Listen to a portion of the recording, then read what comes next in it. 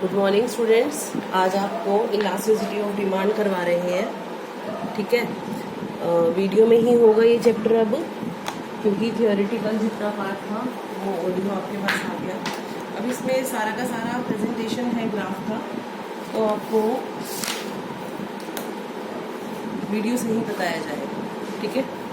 तो टॉपिक है elasticity of demand.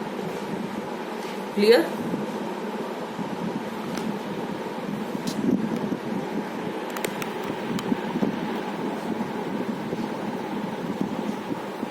तो हमारा टॉपिक, कल हमने बेसिक्स किया था, इसका डेफिनेशन किए थे, फैक्टर्स अफेक्टिंग किया था। आज टॉपिक है degrees of elasticity of demand. There are 5 degrees, ठीक है। Degrees of elasticity of demand 5 degree हैं स्टूडेंट्स, ठीक है। पहली है perfect elasticity, perfectly elasticity of demand. Perfectly elasticity पूर्णतया लोचदार माप। अब कल भी मैंने आपको ये बात बताई थी कि परफेक्टली इलास्टिसिटी का मतलब है कि क्वांटिटी में कितना चेंज आ सकता है, ठीक है। तो यहाँ पे परफेक्टली इलास्टिसिटी का मतलब है कि कितना भी चेंज आ सकता है, अनलिमिटेड चेंज। किसी भी प्रोडक्ट की परफेक्टली इलास्टिसिटी डिमांड का मतलब उस सिचुएशन से है जिसमें प्राइस में कोई चेंज हो या ना हो, डिमांड में अनलिमिटेड चेंज होता है, इन्फिनिटी चेंज होता है, मतलब अनलिमिटेड चेंज इन डिमांड।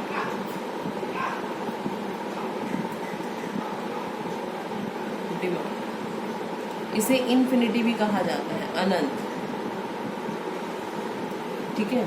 ये एक ऐसी सिचुएशन है जिसमें प्राइस अगर थोड़ा सा भी बढ़ गया ना, मतलब प्रेजेंट प्राइस पर जो प्राइस है उसी प्राइस पर ही डिमांड कितनी भी चेंज हो सकती है कि प्राइस के बढ़ते ही डिमांड 0 हो जाएगी, ऐसा कोई प्रोडक्ट। अब आप कहेंगे कि ऐसा कौन सा प्रोडक्ट है जिसका प्राइस बढ़े तो डिमांड 0 हो जाए। एक्चुअली ऐसा कोई प्रोडक्ट नहीं है, ये सिर्फ एक सिचुएशन है और रियल लाइफ में हमें इसका कोई एग्जांपल देखने को नहीं मिलता।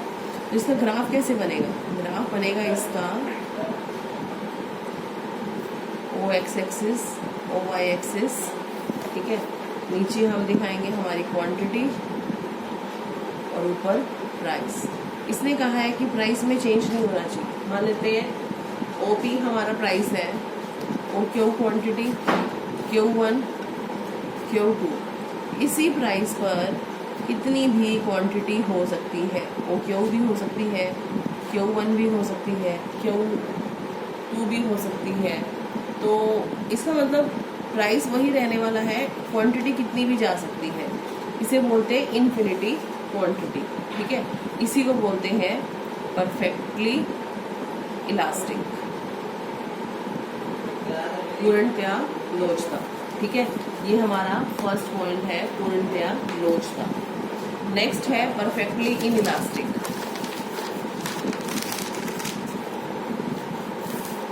परफेक्टली इनइलास्टिक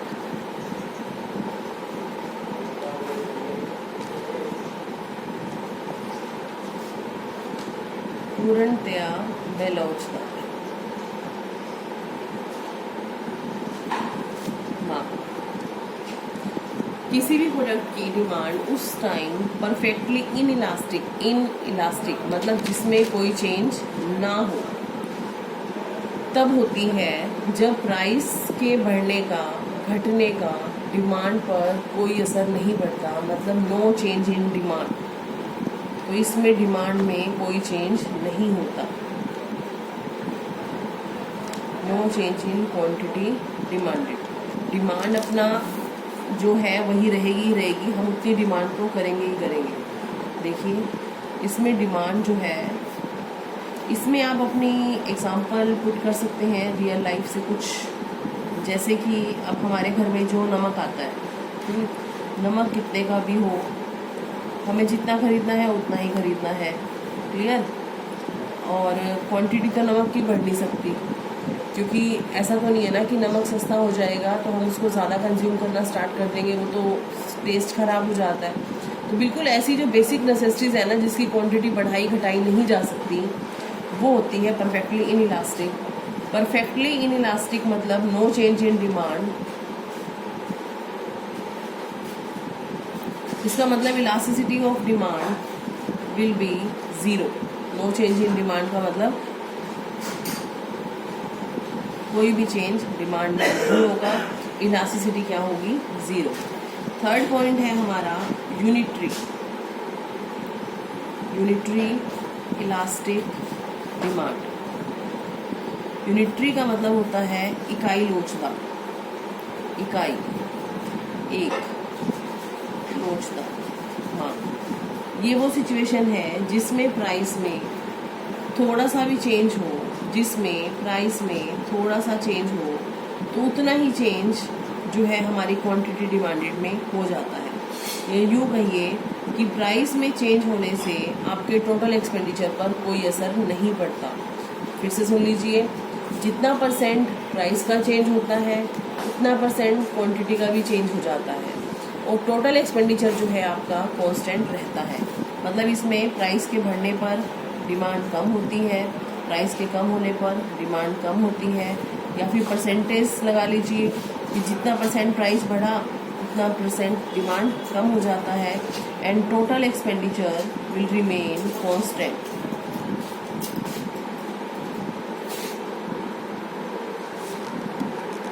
टोटल एक्सपेंडिचर पर कोई असर नहीं पड़ता, कोई नहीं पड़ता तो उसे बोलते हैं इकाई लोचदार।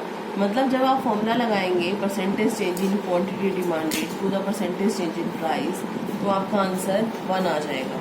ये देखिए, मान लेते हैं ये हमारा प्राइस है और ये क्वांटिटी है, ठीक है।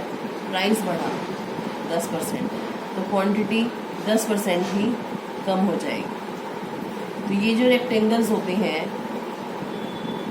ये सेम साइज के आ जाते हैं, ठीक है। ये बन गया हमारा डिमांड ग्राफ, और इस पर हमारी इलास्टिसिटी जो होती है वो 1 के इक्वल होती है, क्योंकि percentage change in price is equal to percentage change in quantity demanded, ठीक है। नेक्स्ट है हमारा greater than unitary elastic, greater than unitary elastic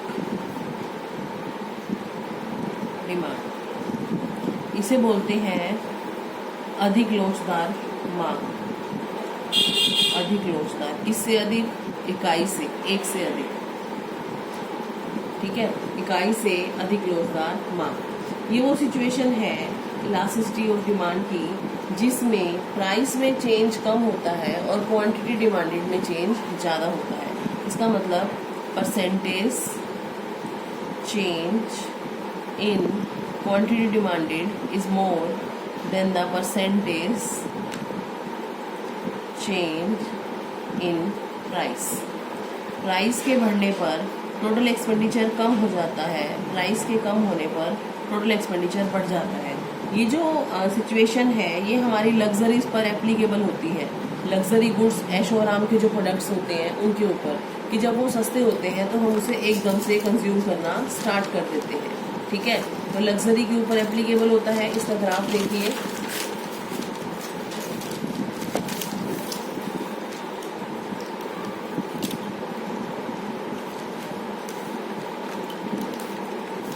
कि लग्जरी हम अफोर्ड नहीं कर सकते, महंगा है तो हम उसकी डिमांड कम करते हैं, सस्ता होते ही हम एकदम से उसकी परचेज कर लेते हैं।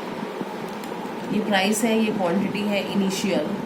प्राइस कम हुआ, मान लेते हैं हम कम कर लेते हैं, तो डिमांड एकदम से बढ़ जाती है। अब आपने देखा प्राइस तो इतना ही कम हुआ है लेकिन डिमांड काफ़ी ज़्यादा बढ़ी है।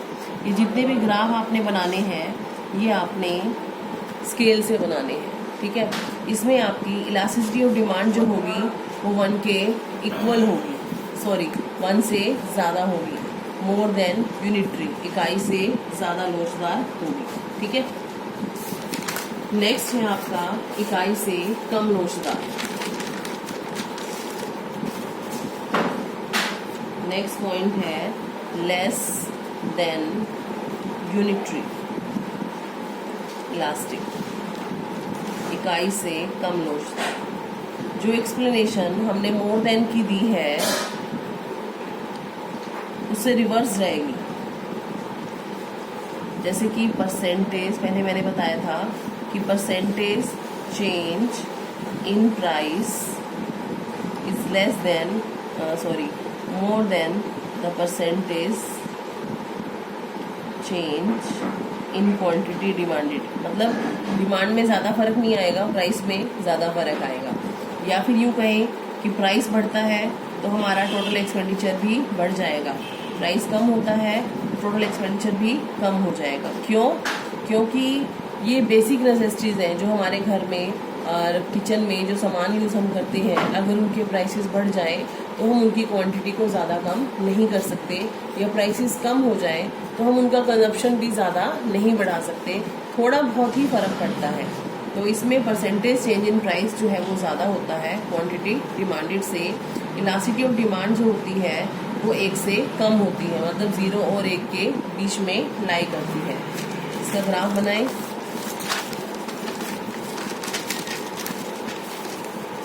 देखिए OX Y quantity demanded price, इसमें प्राइस क्वांटिटी, ये मैंने प्राइस कम किया, क्वांटिटी में ज़्यादा असर नहीं आया। देखा आपने, प्राइस तो काफ़ी कम हुआ है बट डिमांड ज़्यादा नहीं बढ़ी। क्लियर? ये बनेगा हमारा लेस देन यूनिटरी इलास्टिक का ग्राफ, 1 से कम। इसके बाद स्टूडेंट 1 नंबर का क्वेश्चन आता है इसमें कि व्हाट इज रेक्टेंगुलर हाइपरबोला।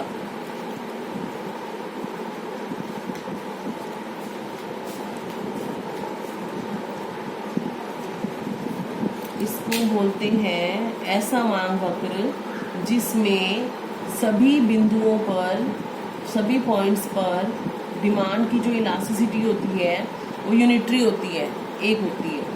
ठीक है, तो रेक्टेंगुलर हाइपरबोला एक ऐसा ग्राफ है जिसमें इलास्टिसिटी ऑफ डिमांड करके सभी पॉइंट्स पर यूनिटरी होती है। ये वो ग्राफ है जिसमें जितने भी रेक्टेंगल्स बनेंगे उन रेक्टेंगल्स का एरिया आपस में इक्वल आएगा, क्योंकि हर एक प्राइस पर आपका टोटल एक्सपेंडिचर जो है वो कांस्टेंट रहने वाला है। इसके लिए ये ग्राफ आपको थोड़ा ध्यान से बनाना पड़ेगा।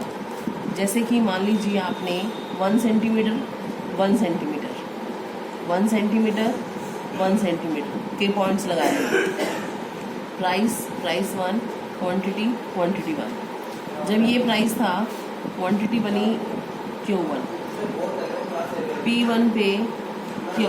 अब आप ये देखिए, ये जो रेक्टेंगल्स बने 1 सेंटीमीटर 1 सेंटीमीटर 1 1 1 1, सभी का जो साइड है वो 1 रहने वाला है, तो डेफिनेटली इनका एरिया भी सेम आने वाला है। तो इस तरह से जो ग्राफ बनेगा ना बच्चों, वो होगा रेक्टेंगुलर हाइपरबोला। कर्विक शेप में भी बना सकते हैं और स्ट्रेट लाइन भी बना सकते हैं हम इसका। इसमें डिमांड करके हर एक पॉइंट पर जो इलास्टिसिटी होती है वो 1 के इक्वल होती है। ठीक है, तो ये थी बच्चों आपकी degrees of elasticity of demand. इसी को आपने अच्छे से एक्सप्लेन करना है, जो जो लाइंस मैं बोल रही हूँ साथ साथ, कुछ मैंने साथ साथ लिख कर भी बताई हैं, तो नोट करनी है, नोटबुक में क्वेश्चन करना है। ये चैप्टर मैं आपको पहले ही बता चुकी हूँ, काफ़ी इंपॉर्टेंट है। कोई डाउट हो तो आप मुझसे पूछ सकते हैं। Thank you students.